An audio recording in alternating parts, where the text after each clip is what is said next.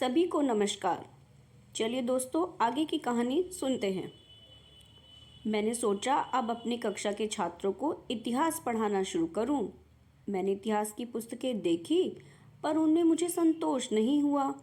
एक में घटनाओं का गलत उल्लेख था, दूसरी में दृष्टिकोण पुराना था, तीसरी निरे व्यावसायिक दृष्टिकोण से लिखी गई थी, चौथी की शैली दोषपूर्ण थी, और जो सबसे अधिक प्रशंसित पुस्तकें थी वे छोटे विद्यार्थियों के लिए बिल्कुल बेकार थी।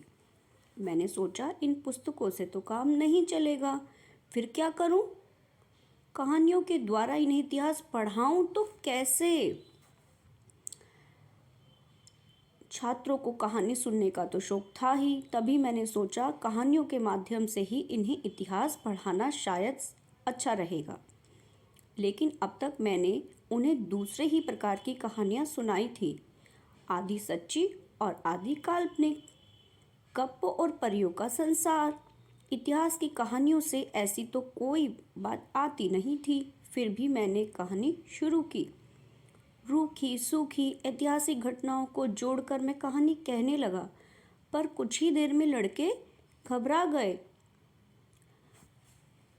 भाई जी, ये कहानी नहीं है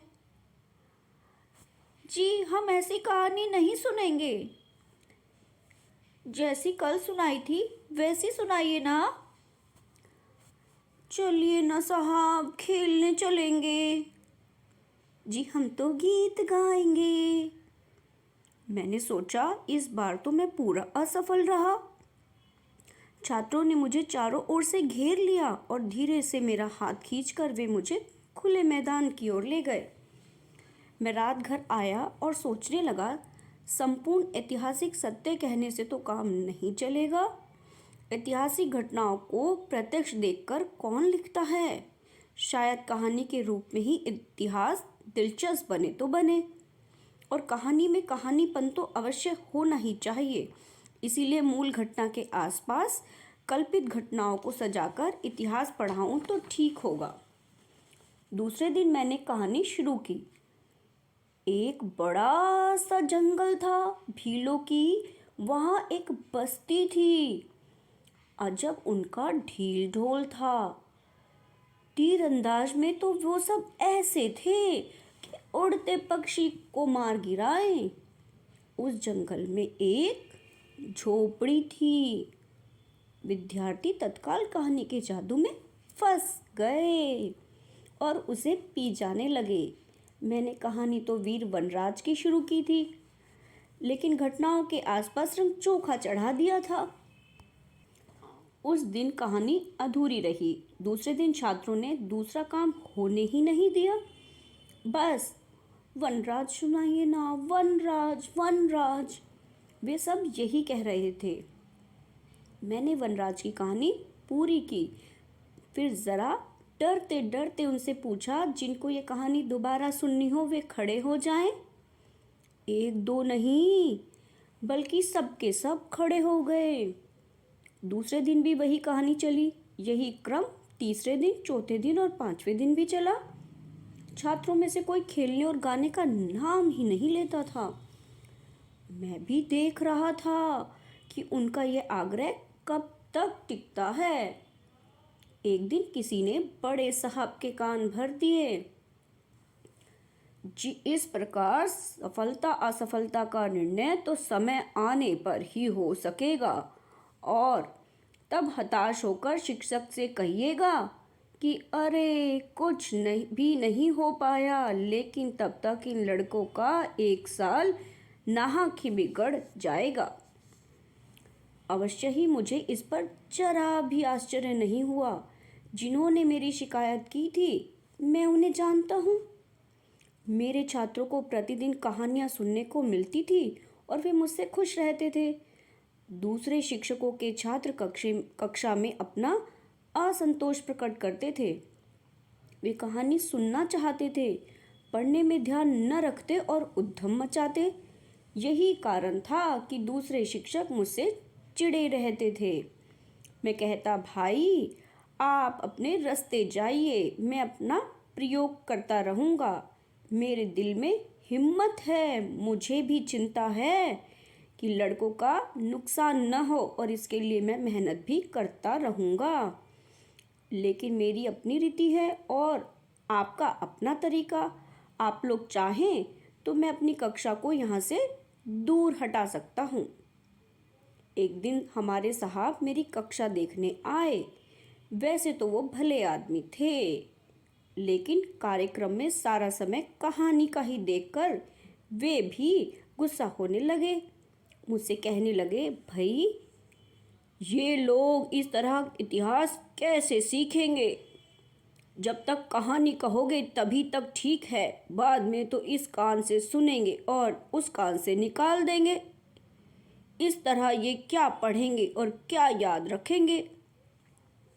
मुझे भी उनकी यह बात कुछ जची। मैंने सोचा आखिर कहानी की मुख्य कथा तो छात्रों को याद रखनी ही चाहिए, नहीं तो इतिहास की परीक्षा में वे असफल रहेंगे। मेरे सिर परीक्षा का बंधन तो था ही। दूसरे दिन मैंने एक प्रयोग किया।